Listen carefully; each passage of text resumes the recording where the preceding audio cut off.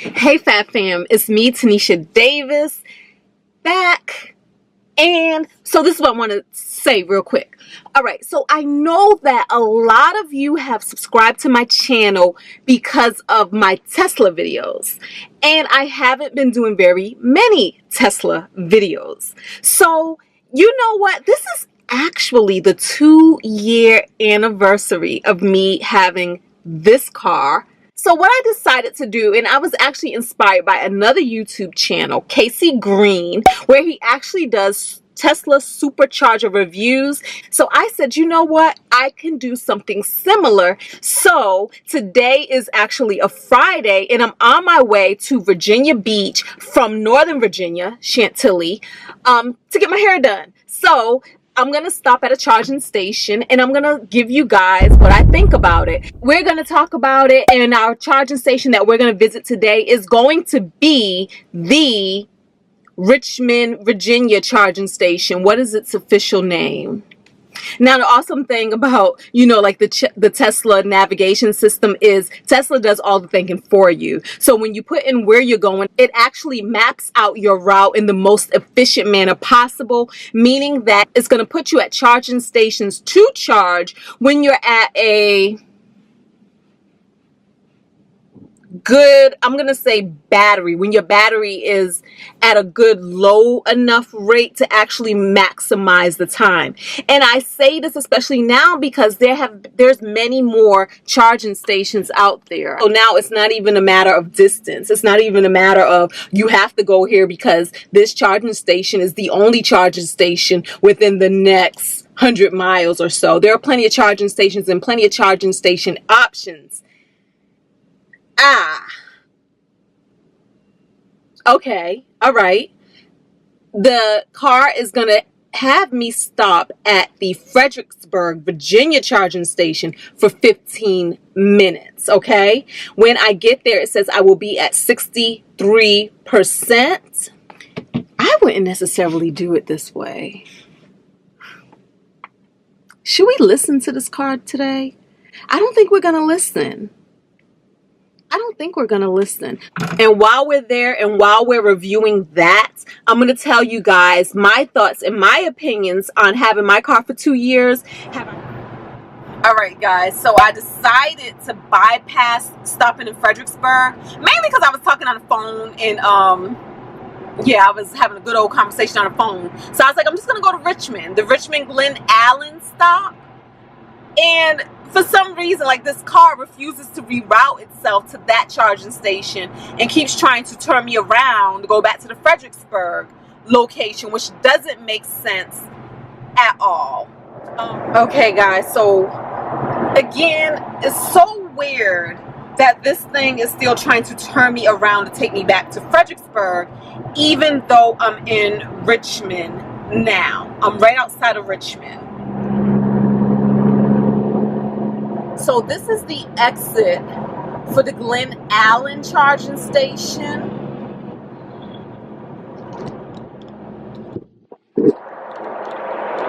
And I have no idea why the nav is not just rerouting to go to this charging station, because the final destination is still Norfolk, Virginia.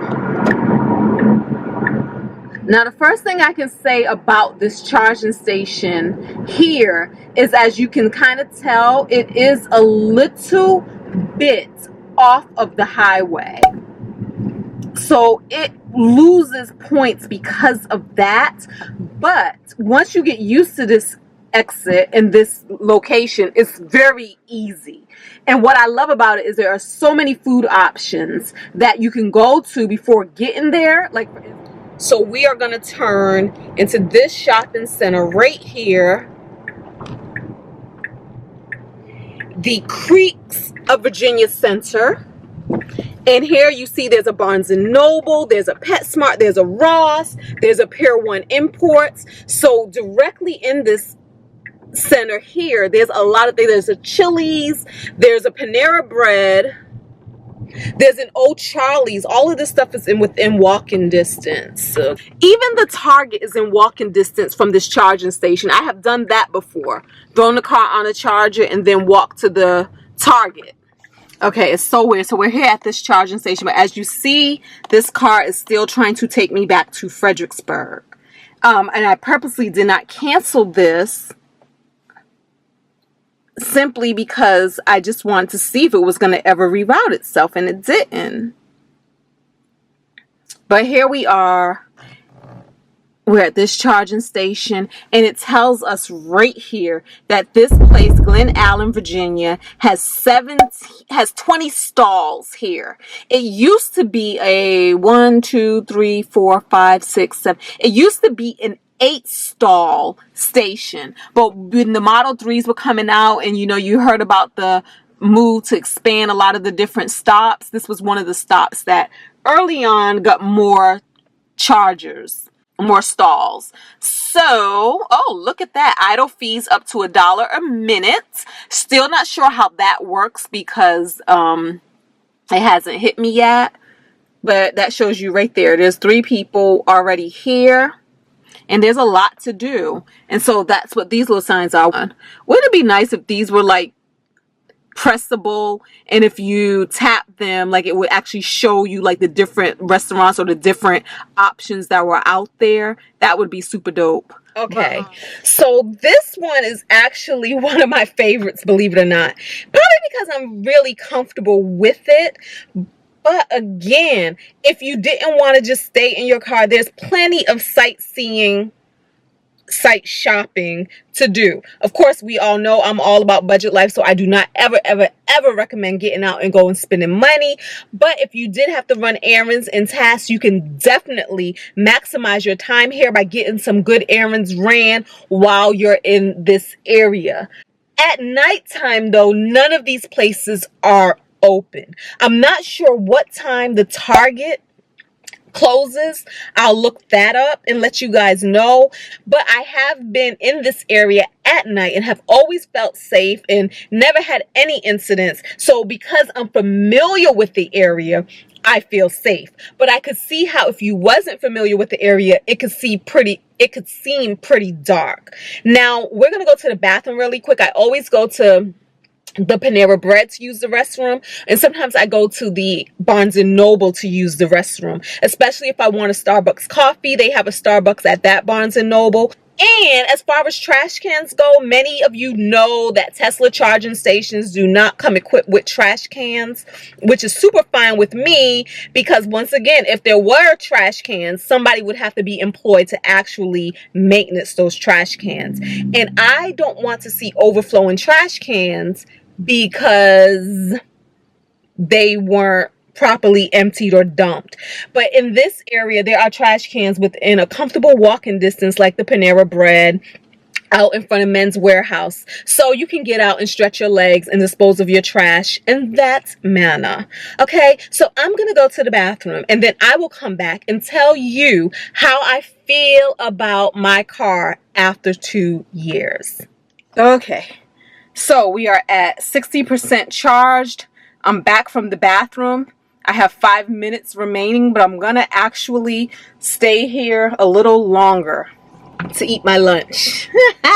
Budget life. I actually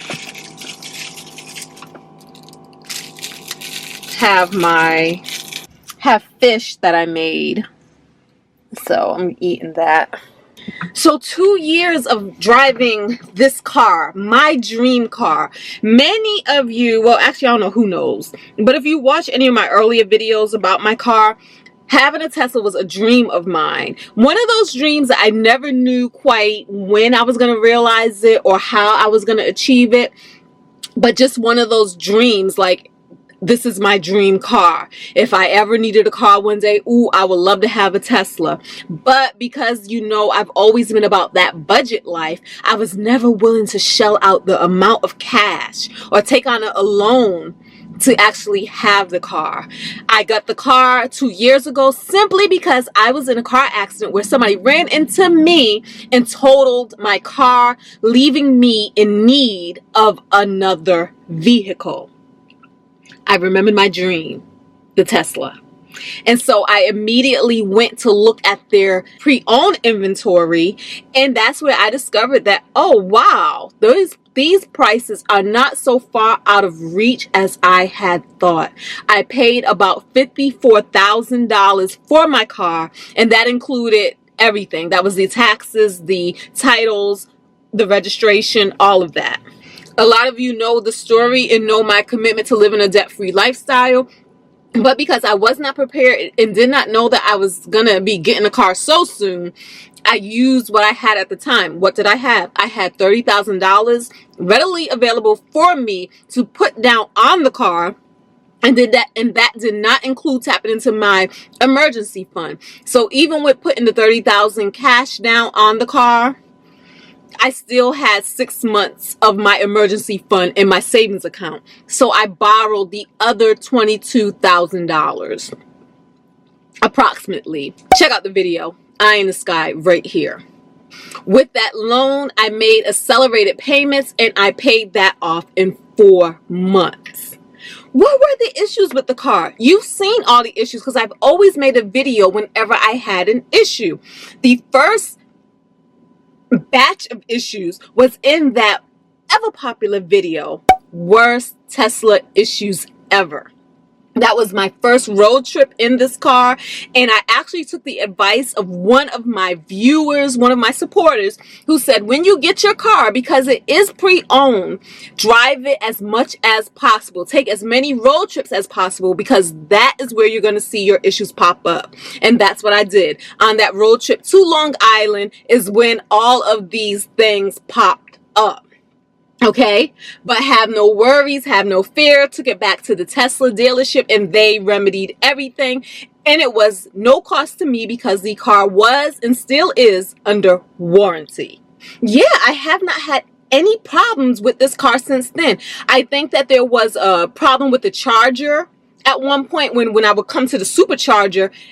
It did not take, like, it would not supercharge at a supercharging station, but yet it would charge at a slower charging station.